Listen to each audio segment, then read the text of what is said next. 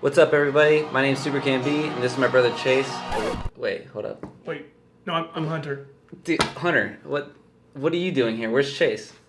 Oh God, I gotta go. Chase is out of town, so I brought in Hunter to pick up for him. And this is Bros Talk Baseball. Today we're going to talk about a couple cool things. We're going to talk about Acuna still being in the minor leagues. What happened to him? Why is he not called up yet? We're going to talk about Kenley Jansen and the yips that he's been having. And we're going to talk about a little bit of fantasy stuff and, of course, our whammies of the week. Now, let's talk about Acuna. Acuna's still in the minor leagues. We all expected him to be up, kind of like a Chris Bryant situation, a couple weeks so that the team could control them for an extra year, and then he'd be up raking, but he's still down there. And I've been reading an article. The reason why he's still down there, according to the GM, is because ever since he got demoted, he's been struggling. The dilemma is he was raking in spring training. Yeah, no question. But they wanted to keep him down in the minor leagues because they wanted an extra year out of him. Now, this move seemed to have cooled him off because he's been hitting like 200, and now they're not bringing him up. If they would have brought him up to the MLB, would have been a different story. If it would have brought him up initially, his career would have taken off just as he did in spring training. He had a great spring training. But at the same time, you have to recognize, as much as no one wants to hear it, that the MLB is a business. Although I think it's messed up that he's kept down. Here's the thing, though. It's a business, but fans are going to want to watch their team do great. The Braves are doing good as it is right now, but Acuna was kind of like a fan favorite. They could have benefited from bringing him into the MLB right away as a business as well. So should it be a thing where the MLB should change that rule? I think maybe they should just get an extra year and like bring him up right away. Yeah. You know, like should they change that rule? But I don't know. Yeah, I think they should change that rule. To his point, the MLB is already making so much money that when it comes time to keeping him an extra 2 weeks in the minors, like, do they really need to spare that a couple $1 million in the long run? Yeah. No, not really, because they've got plenty of money. Let's be real with ourselves. Yeah, it's happened twice already. Chris Bryant was kept in the minor leagues, and he won Rookie of the Year that year. Guy's also a stud. Yeah, he's a stud, but the Cub fans at least wanted him to be on the opening day roster. They wanted to see their guy. Acuna is now the Braves guy, and unlike Bryant, he goes down there and he struggles in the minor leagues, and now they're not even going to bring him up. Braves fans are all waiting for their guy to come up, and he's not even up yet. And it's because of the stupid rule that the MLB has where if you keep the guy in the minor leagues for 2 weeks, then you retain control over him for another year. I think they should abolish that. That should honestly. be gone. And I think it will be. I think players are going to get fed up with it, and I think in a few years we'll see that rule change. Hopefully. All right, let's talk about our next topic. Kenley Jansen on the Los Angeles Dodgers. Notice the Dodger hat here. Yeah, we got a few fans in the building. Yeah. Our all-star closer is not looking like an all-star. So far, it's been brutal to watch. Kenley's been our guy for so many years. This year, all of a sudden, what do you think it is? Yeah, a little bit. I mean, we don't want to say it, but Cameron and I kind of came up with a few things that we thought it might be either the yips, his mechanics, or the overuse. Cameron's got his opinions and I got mine. What I think it is, I remember watching him and I remember hearing some of his interviews, like not last year but the year before in the playoffs, and they were asking him if he was getting tired or anything, or if his arm was hurting, and he was talking about how, oh, my legs are just a little sore, but that's it. It's because he pitches with his legs. If you notice, when he pitches, he derives all of his power from his ginormous tree trunk legs that he has. Just huge legs, you know. He comes into spring training with a hamstring injury, doesn't pitch that much, and then when he comes into regular season, he's fulfilling his closer role, but he pitches with his legs, and his legs aren't in season shape, and that affects his mechanics, it affects his control, it affects his ball movement, and without any of those, then he's going to get lit up. Yeah, absolutely. And he has been getting lit up. You know, he's been like a Kimbrel, but for the Dodgers, and everyone's feared to face him this year so far. It's looking like they're not fearing him. He's getting destroyed out there. But I think, in my opinion, it's a combination of yips, mechanics, and overuse. Been a bit yippy. His fastball's coming in, no movement. I'm not sure it's the velocity's yips. Down. I'm not sure it's the yips from the playoffs last year. I think it's more of like the yips from struggling early on, and it's just in his head now because he's been dominant for so long. He's not used to failure, really. Yeah. He got a taste of it in the playoffs. thinks he's going to just reset in the regular season. Boom, it's back again. Now that's all he's thinking about. Yeah, exactly. Frick, don't blow this, rather than let's shut it down. He doesn't trust his legs. His legs aren't really there where they're used to. Yeah. How's he going to turn around? We're going to have to give him a break, or like we're just going to pitch through it. Hopefully he gets back into it somehow. He's just going to grind through it, or yeah. I'm thinking a little DL stint is going to be reasonable because he needs time to not only get his velocity back up, but he needs time to hit his spots.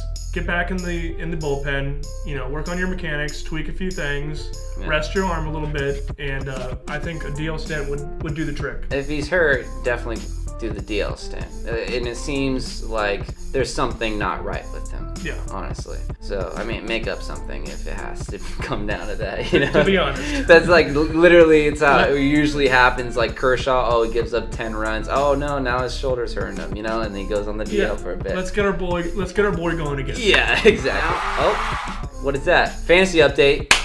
Title. Do you see the title? Fantasy update, checking, calculating, and we're ready.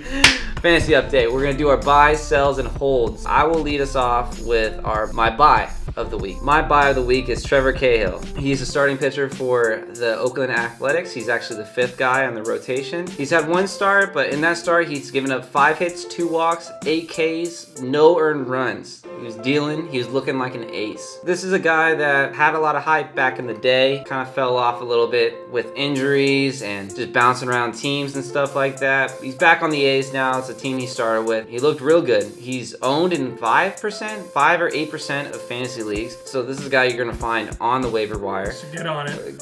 Pick it up, His next start is going to be against the Rangers, and that offense has not been too hot lately. So you could expect a good start out of him, and hopefully you could catch him before he really establishes himself as a legit starting pitcher. Who's your buy? Yeah. So my buy of the week is our boy Christian Villanueva, 3rd baseman for the San Diego Padres. And I know what you're thinking. Oh God, the San Diego Padres. Who's on their team? Yeah, I thought the same thing as well. But this guy's raking.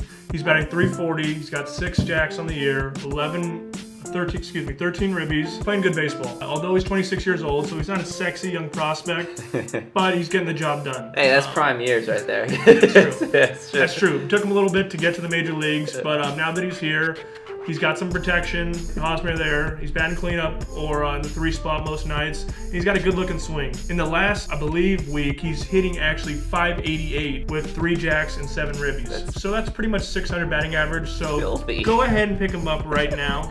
If he's still available. If you want some points for tomorrow. All right, let's go into sell. My sell of the week is Yoan Moncada. Now, if you haven't heard of him, you probably don't follow baseball, because if you follow baseball, he's been the #1 prospect for like centuries, it seems like. Super hyped. He's in the bigs now, and he's leading off every single time he's in the lineup. He's hitting .212, 3 home runs, 9 RBIs, and 4 stolen bases. And a lot of the reason why he has those 9 RBIs is because he just hit a grand slam, like a bomba shot on Wednesday. Yeah. You could use this prospect hype that he has, and you could use this hot week that he's been putting together and get him off your team. Cut him off, because the guy is obviously not hitting for average. As a leadoff hitter, that's not positive. He's been having attitude issues. Like today, he just got taken out of the lineup for, I don't know, some sort of disgruntlement that he had with the manager. I don't know, is disgruntlement a word? No, I like it. Okay, it's a word now. People will pay for him. People see him producing, they're like, oh my gosh, this is happening. It's happening. He's gonna be the all-star now, like that we all hope and dream. Because he was one of the sexiest prospects to come out in the last 5 years. And, yeah, easily. And really, and people still value him at that. Oh, he's gonna pan out. But let's be real. Last year didn't pan out. This year so far, you're not getting much for where you drafted him. And he's 22. He's 22 years old. He's still figuring it out. He was traded for Chris Sale. That's how much the White Sox believe in him. Yeah, exactly right. So although he might have a great career, it's just not looking so good so far. But he's having a hot go this last week, so sell him while you can and get some nice, consistent point getters. So for sellers, you guys aren't gonna like this one. I understand, but I'm gonna go with Ohtani. Oh no, the internet just blew up. He's valuable. I understand, extremely valuable, but to what extent? You gotta ask yourself, right? So the guy has put up amazing numbers as far as pitching and hitting. He's got a 3.6 ERA, 19 Ks. He's been pitching well. Got rocked last week, but that's okay. And he's been hitting pretty well. Much better than people expected. If anyone of you guys saw his blister on his hand. Oh, goodness. It looks like he's missing his middle finger a little bit. It looks like it could be amputated. Just kidding. But it's not looking too good. I think that the Angels are gonna end up picking one side or the other. He's either gonna go with pitching or he's gonna go with hitting. And I know it's tough. He's the Japanese Babe Ruth. Yeah. You know, the guy's a stud. He's got like a Bryce Harper Japanese swing, which is insane. Yeah. Lastly, we got our holds. My hold is Lewis Brinson. You guys still have him on your fantasy teams. Keep him, because is like the super prospect that Moncada was built up around as to be, but I feel like he actually has the potential to live out to it this year, because I feel like it's a comfort thing for him. He hits where he's comfortable. He was never comfortable on the Brewers last year, and he's still trying to like find his home in Miami this year. Yeah. But he just had a game where he hit 2 home runs at Miller Park, the team he played for. So he goes to the stadium and then he hits 2 home runs. Only natural. Yeah, it makes sense, right? So he's hitting 152 with 2 jacks, 4 RBIs, and a stolen base. He got demoted from leadoff hitter, but hold on to him if you still have him. You don't have him on your fantasy team, do you? Yeah, I do. I still have him. So just checking. I believe in Brinson. All right. The guy's going to his 9 to 5. He's getting the job done. He's clocking in. You know, that's all he's doing. He's clocking in. I like it. So my hold, as bitter as the viewers are, my hold. Sell was Ohtani. I know you're still getting over it, but my hold is the guy who's holding games. So nice little twist on it. Archie Bradley. Do I own Archie Bradley in my league? And yeah, maybe. Yeah. But having said that, it's only a matter of time before Brad Boxberger blows the job as the closer on the Diamondbacks. Okay. For one, it's Brad Boxberger, just not sexy. Archie Bradley, he's got the beard. He's sexy. He's got the arm. He's already got a save on the year. They chose him over Boxberger the Plays other day. with fire. The guy throws heat. He's got 7 holds on the year, 14 Ks, and he's only owned in 64% leagues. Maybe package him for a few players, sneak him in there. Mm-hmm. The guy's got good stuff, and even the manager has said it's only a matter of time before he gets the closing job. It's kind of like when Javi Guerra was the closer for the Dodgers and Kenley Jansen was like the relief. Yeah, the setup. Everyone knows it's coming. It's coming. But when is it going to happen? In my opinion, I think it's going to happen sooner than later. Time for our whammies of the week. Oh, we got our big boy D. Okay, Mariners first baseman, Daniel Vogelbach. Don't think I said that right, but that's okay. Here we go. Pudgy at the plate. There it goes. Oh my God. No doubt in my mind. Oh, dude. Jesus. Get out of here. 2 things. No doubt in my mind, he just peaked as he rolls around first base in a ball. Look at him. Come on. Oh, buddy. He's like a Pillsbury I Doughboy. guess that's what happens when you eat 2 large pizzas an hour before the game. He's swinging around his fat. I mean, that's insane. How's that guy playing? Now, our second whammy of the week is from a guy that you'd expect it more than Daniel Vogelbach, or I don't know. Yeah, so that's what I said, yeah. This is a grand slam from Giannis Cespedes. God, Tomahawk. Son of a- Get off me! Oh my God. Look at him. He's just now jogging.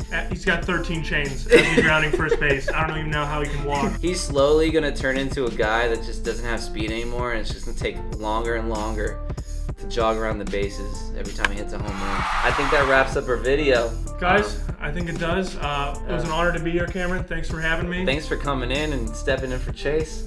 Chase, I appreciate it. Yeah, I can't ever fill Chase's spot, I understand, but I'm happy to be here while I can. You brought a new dynamic to the whole talk show. And honestly, Chase doesn't know that I'm replacing him, so he might be a little bitter. As always, like, subscribe, and follow me on Instagram. Remember, it's Bros Talk now, Bros_Talk. Daily updates in baseball, and thanks for watching. Peace. All right, thanks, guys. Have a good one. Boxburger. I don't even like that name, Boxburger. Yeah. What is it? No, the guy worked for UPS years ago. I'm sure. How to get in the movie? I don't know. Anyways, all right.